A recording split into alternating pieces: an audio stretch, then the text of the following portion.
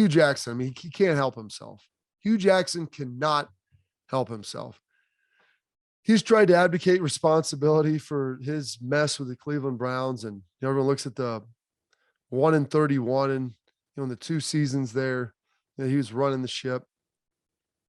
I mean, it's rough. And he's trying to now hop on the Brian Flores bandwagon. And he initially, I was compensated and paid to lose in Cleveland too. And then it's, well, we really weren't trying to win. And now all of a sudden he has the statement, well, it's completely different situations, but there are some similarities. Listen, Hugh, there were never overt payments for you to lose. They never said lose games. You're the one that in, I think, your 3rd or 4th game, you go to overtime against the Miami Dolphins. This is back in before the overtime rules had shifted, and you elect to kick off as opposed to taking the ball in sudden death to go win it with a field goal. If someone was trying to throw this, it had to just have been you.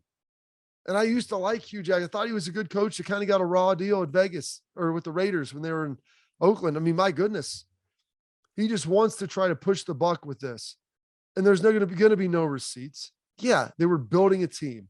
Everybody knows how you build. You strip down, you draft well, you hit on some of your picks, you get a quarterback, you build around them, you add in and sprinkle in free agents. That is the traditional method.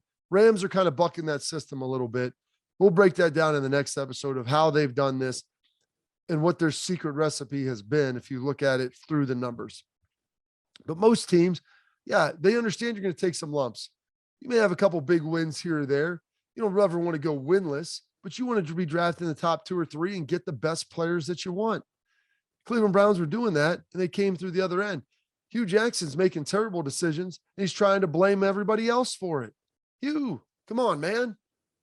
It's all you on that. There was no overt payment. You didn't specify anything. You're just trying to speak vaguely as to why you were so bad and why your tenure was a failure. It's become a joke in Cleveland. But speaking of the Dolphins, Miami Dolphins apparently got a new coach hired, Mike McDaniel, San Francisco offensive coordinator. Look to be solving some problems down there. It's interesting. I see this, in the NFL, they talk about this, a big hiring problem that they have, about trying to hire minorities. Mike McDaniel, very light-skinned guy. I had no idea he was defined as a mixed race coach. I'm like, okay, that's fine. I don't care one way or another. Most people don't. Did they get the right guy? That's the question that they ultimately want to ask themselves. Did we hire the right guy as our head coach, as a fan base and as an organization? But the fact that I've seen that disclaimer out there, the NFL trying to make sure, hey, we're fully aware of this and we're trying to make sure that everybody knows the situation. Hey, this is a minority hire. It's crazy to me. Just hire the best people. Make sure the best people are getting opportunities and hire those guys. And so hopefully Daniel, his tenure in Miami will be good and fruitful and successful, and he'll be able to get the coaches that he wants. Houston Texans still without a football coach. Looking now at Lovie Smith, associate head coach, D coordinator down there last year. He was good with Chicago, had a decent run in Tampa. He's been a pretty good head coach. He's a great, I think, calming presence. He's a great CEO head coach. You bring in some good coordinators with him, I think you'd be able to have success. He's been around the league for a long time. He's a veteran guy. He understands it. He gets it. And so that hire would make sense. They're still looking at Brian Flores there, and that would make sense too. If you look at the connection between the front office, the New England Patriots, that mutual connection there. I think Brian Flores has done a good job. We'll see if this lawsuit torpedoes him, or maybe the lawsuit is the best thing because ultimately it gets him hired.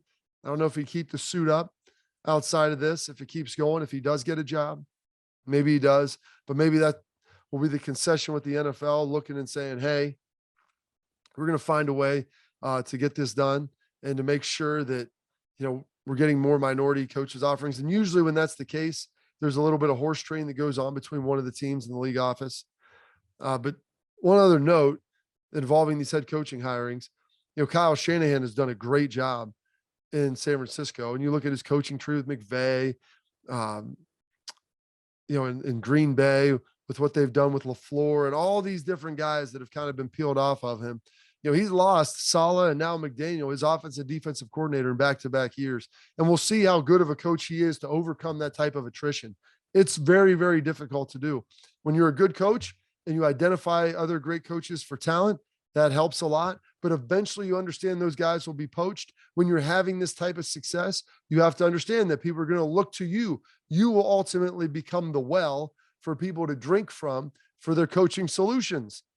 San Francisco 49ers are dealing with that a little bit right now. And so it's going to be up to Kyle Shanahan to continue to replace, and replenish that coaching staff where he's losing guys.